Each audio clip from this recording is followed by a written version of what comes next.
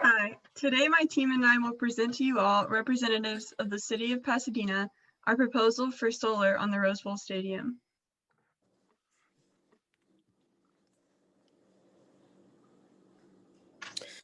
Okay, so who is our team? My name is Hannon Dobbins, majoring in environmental technology and management with a minor in renewable energy assessment. I will be discussing the project description and the system specifications. Hi, I'm Sarah Smith. I'm majoring in sustainable materials and technology and minoring in environmental science and renewable energy assessment. I'll be covering a policy relevant to the solar installation. Hi, my name is Owen Cosgrove. I'm majoring in science, technology, and society, and I'm minoring in the renewable energy assessment. I will be covering a brief history of the Rose Bowl itself so we can get a good picture, and I will be covering a policy on net metering. Hey, my name is John Nicholson. I'm an ETM major with a minor in renewable energy assessment, and I will be going over one incentive that our project will take advantage of. My name is David Song. I'm majoring in political science and minoring in environmental science, renewable energy assessment, and English, and I'll be doing the second incentive. Yeah. All right, so a brief little history and what is of the Rose Bowl. So the Rose Bowl first opened its doors in 1922 to be an addition to the celebration of the Tournament of the Roses parade, which is held every year in Pasadena, California on New Year's Day. The stadium holds around 92,542 people and usually reaches max capacity every year. The main event of the Rose Bowl parade is the Rose Bowl game, which is held between two collegiate football teams, typically from the Big Ten Conference and the Pac-12 Conference at the end of the college football season. And also the UCLA Bruins play their regular season football games in the Rose Bowl.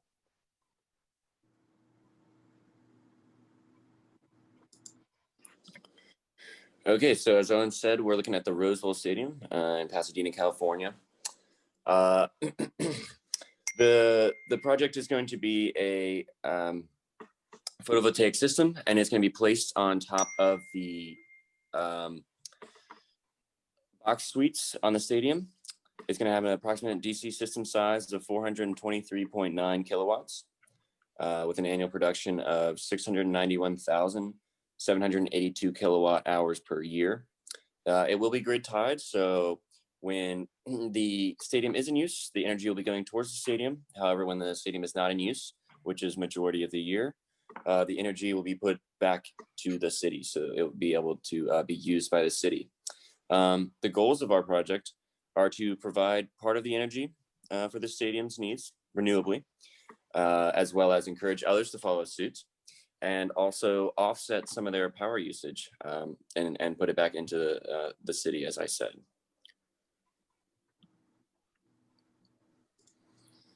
So here are some specific system specifications. We have the exact location, the location where we pulled our weather data to model the efficiency and output of the system on top of the stadium. It talks about the type of system. So it's going to be, it has a capacity as well as it's just a standard module type it's going to be a roof mount, obviously, since it's going to be on top of the stadium. And then it just has some extra information here for you, as well as on the next slide. So this is just a breakdown of monthly production, as well as for energy, as well as money. So if you look at it annually, it's going to be producing almost $100,000 a year worth of energy. And then it's also got that 691,000 kilowatt hours it's producing as well.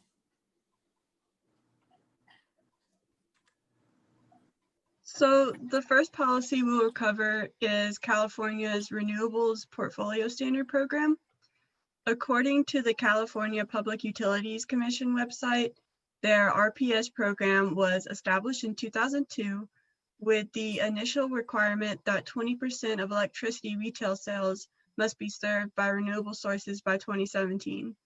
This was accelerated in 2015, which mandated a 50% RPS by 2030. In 2018, the RPS was again increased to 60% by 2030 and requires all of the state's electricity to come from carbon-free resources by 2045. Looking at the city of Pasadena specifically, it achieved an RPS of 38% by 2017, exceeding the 20% requirement. The website for the Pasadena Department of Water and Power includes the pie chart shown. According to this, 45% of the city's power comes from eligible renewable. Because the Rose Bowl is owned by the city and powered by city utility, adding solar would contribute to the goal of reaching 60% by 2030.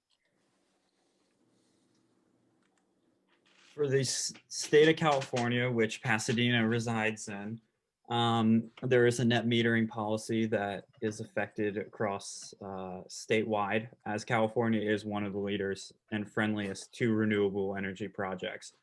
For our system, this would be a net metering system hooked up to a solar system on, like we said, the roof of the Rose Bowl press box. Because the Rose Bowl is owned and built by the city of Pasadena, it falls under as a public facility. We can also do a corporate facility. And because it has an annual revenue every year, it is also seen as a commercial. So it fits under all three of those categories. And there is a limit on how much net metering you can do as part of a municipal or university owned property under Public Utility Code 2830 that states that a system that wants to do net metering has to be below 5 megawatts or less. Fortunately, the stadium is in use mainly roughly 9 to 10 times a year, and will never exceed that amount of 5 megawatt limit. The stadium can also collect renewable energy credits if the utility doesn't pay back the net metering, which they can use and apply to different tax incentives. Because the stadium is owned by the city of Pasadena, and also Pasadena has offers utilities as well. The stadium can also be used during the off season as a miniature solar farm in the heart of the city of Pasadena. It can help alleviate some of the power during peak time, and by using net metering, they can save some of their money and also have stop the stadium from depreciating. Yeah, so an incentive our project can benefit from is the Business Energy Investment Tax Credit, or ITC.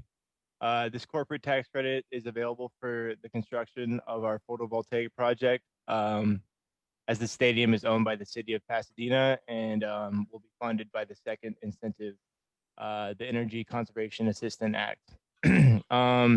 Photovoltaic projects are different than other renewable energy technology projects under this ITC, as with other renewable energy technologies, the kilowatt capacity overall in the project is affected by the tax deduction, but with the photovoltaic, they get the full deduction no matter the capacity, which means that the stadium will be eligible for the full 26% tax credit. And in the end, this will be a very big deduction in the price.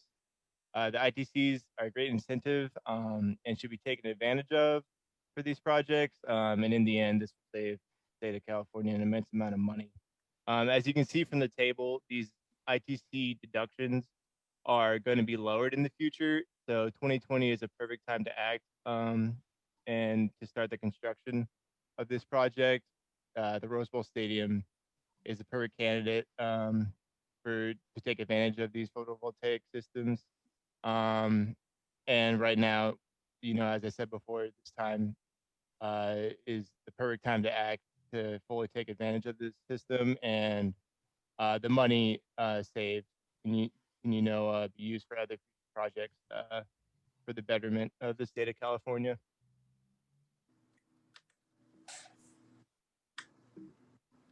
Yeah, so as John said before, funding will be available thanks to the Energy Conservation Assistance Act created by the state of California.